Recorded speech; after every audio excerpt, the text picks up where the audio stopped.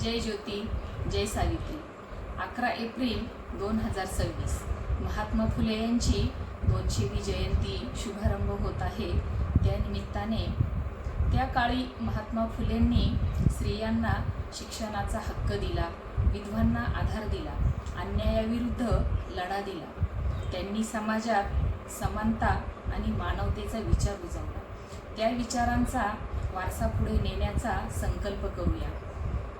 मी सौ अश्विनी सतीश ढोले, संगमनेर, अध्यक्ष सावित्री शक्तीपीठ संगमनेर, तसेच सर्व सदस्य एक गीत सादर करत आहोत।